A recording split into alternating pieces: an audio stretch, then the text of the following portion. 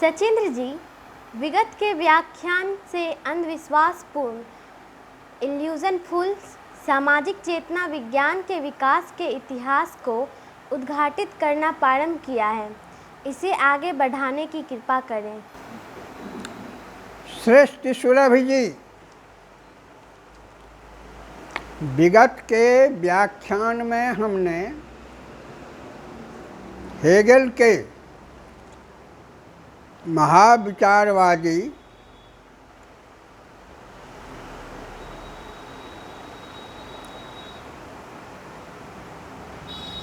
तर्क को देखा।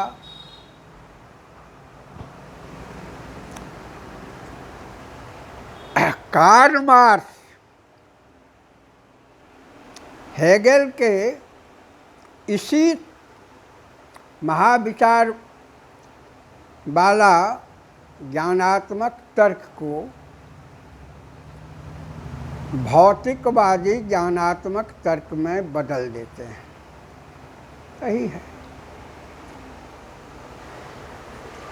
वो कहते हैं कि हेगेल सिर के बल खड़े हैं, मैं उन्हें पैर के बल पर खड़ा कर रहा हूँ। और ठीक हेगेल के इतिहास की जो व्याख्या है अभावमूलक सामाजिक परिवेश के समाज के इतिहास विकास के इतिहास की जो परिभाषा है, उसे कार्ल मार्क्स अपने ढंग से रखते हैं वर्ग संघर्ष के दृष्टिकोण से। वो कहते हैं गुलाम युग, भौतिकवादी इतिहास में गुलाम युग आता है अभावमूलक परिवेश में। तो गुलाम युग के तर्क को रखते हैं। जो गुलाम वर्ग का मालिक वर्ग, गुलाम वर्ग का मालिक वर्ग थीसिस, गुलाम वर्ग एंटीथीसिस, सामंत वर्ग सिंथेसिस। ये गुलाम युग के इतिहास के द्वंद्वात्मक व्याख्या है कार्ल मार्क्स की। इसमें एजेंट कौन है वह स्थान रिक्त है। दूसरे सोपान पर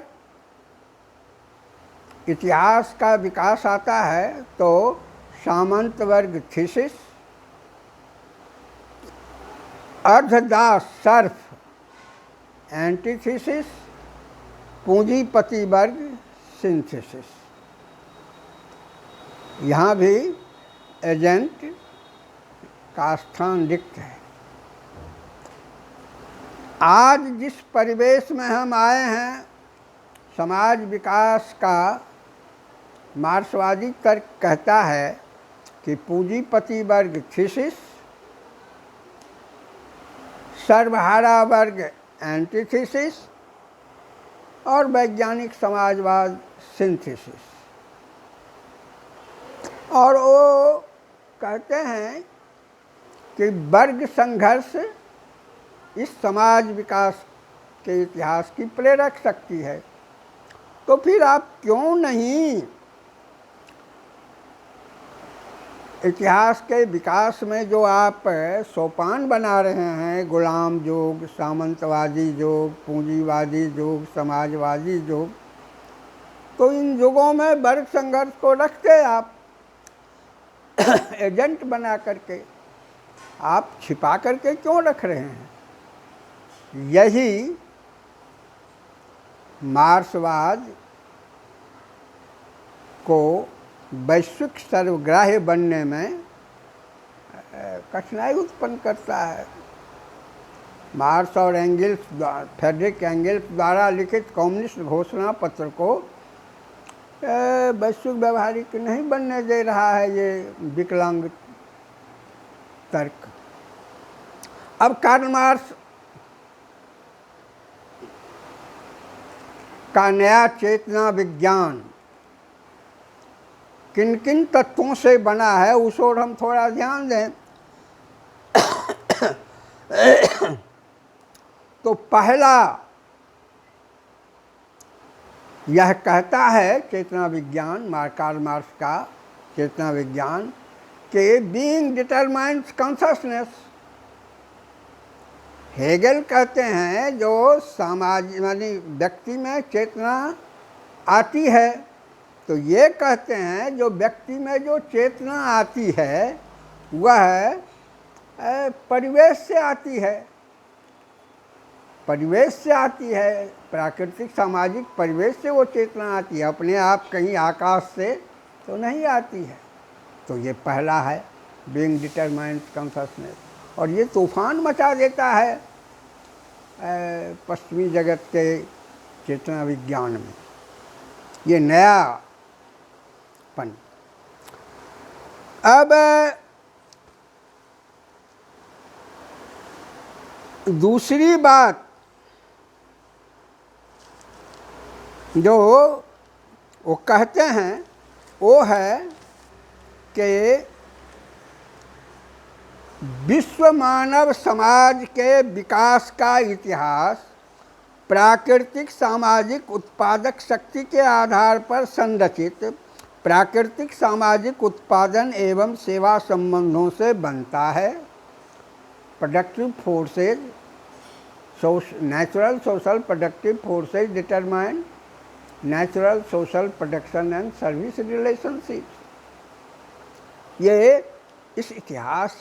यह इतिहास का नियम पश्चिमी जगत को मालूम नहीं था।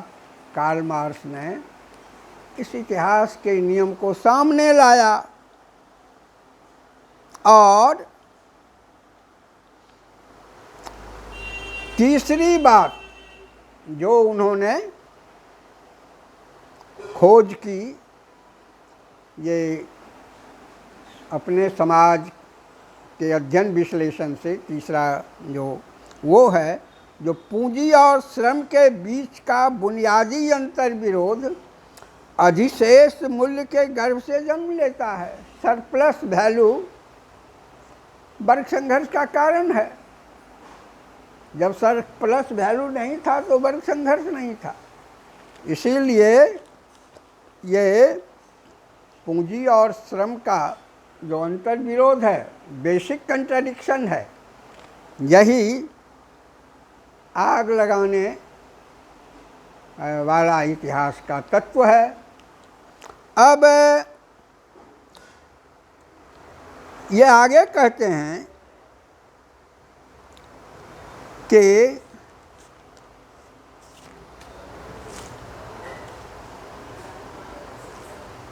वैज्ञानिक तकनीकी क्रांति या वैज्ञानिक तकनीकी प्राकृतिक सामाजिक उत्पादक शक्ति के आधार पर जब वैज्ञानिक समाज बनेगा, नया समाज बनेगा, तो अधिशेष मूल्य का अंत हो जाएगा और तब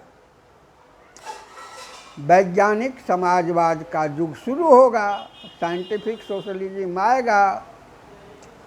अब एक बात कार्ल मार्क्स जो कम्युनिस्ट घोषणा पत्र, एंगेल्स और कार्ल मार्क्स कम्युनिस्ट घोषणा पत्र में कहते हैं कि साइंटिफिक सोशलिज्म ऑटोमेटिकली नहीं आएगा, वह स्वतः नहीं आने वाला है।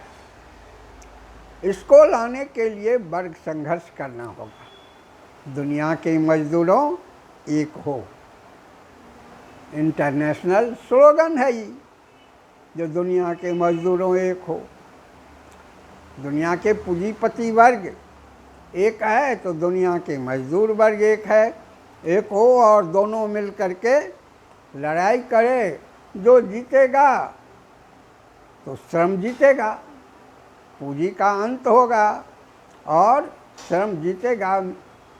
लेनिन ने मॉरिबंड कैपिटलिज्म की भी बात की है। तो इस पूंजीवादी युग का अंत और वैज्ञानिक समाजवाद का की शुरुआत इसी वर्ग संघर्ष से होता है। अब प्रश्न उठता है, यही चेतना विज्ञान है। मार्क्सवाद का नया चेतना विज्ञान यही है कि वर्ग संघर्ष से हम श्रम और पूंजी के अंतर विरोध को समाप्त कर देंगे और वैज्ञानिक तकनीकी क्रांति के उत्पादक शक्ति से जो उत्पादन संबंध बनेगा तो अधिशेष मूल्य का अंत होगा, वर्गविहीन समाज बनेगा। मार्क्सवादी चेतना विज्ञान का जो अत्यंत ही आधुनिक चेतना विज्ञान है, अंधविश्वासपूर्ण ज्ञानात्मक तर्क के लोक का, अभावमूलक सामाजिक परिवेश में विकसित समाज का ये नवीनतम तार्किक ज्ञान है, चेतना विज्ञान है। अब इसमें ये जो आग लगी है दुनिया में, आज सभी जगह जो अणुबम आणविक हथियारों से लैस लोग बम फटाका फोड़ रहे हैं, इस आग लगाने क्या दोष किस पर दिया जाए? साम्राज्यवादी पूंजीपति पर दिया जाए या विश्व के श्रमजीवियों पर दिया जाए या फिर चेतना विज्ञान भोग वीर भोग्या वसुंधरा जैसे चेतना विज्ञान को दिया जाए? तो अभावमूलक समाज में विकसित भाग्यवाद से जो वीर भोग्या वसुंधरा क्या की चेतना निकली है, सामाजिक चेतना, वो आज संपूर्ण संसार को अपने ज्वाला में, आग की ज्वाला में लपेट लिया है। तो यह एकदम सही है कि पूंजीपति वर्ग प्राइमरी एक्यूमुलेशन से लेकर के सरप्लस वैल्यू के एक्सप्लॉयटेशन तक को देखते हुए हम कह सकते हैं कि वीर भोग्या वसुंधरा के चेतना विज्ञान को ही जन्म दिया है। और हम आगे के व्याख्यान में देखेंगे कि किस तरह से यह वीर भोग्या वसुंधरा अंधविश्वास, वैश्विक अंधविश्वास को पैदा किया है और कम्युनिस्ट घोषणा पत्र की वैश्विक सर्वग्राह्यता पर प्रश्न चिन्ह लगा दिया है।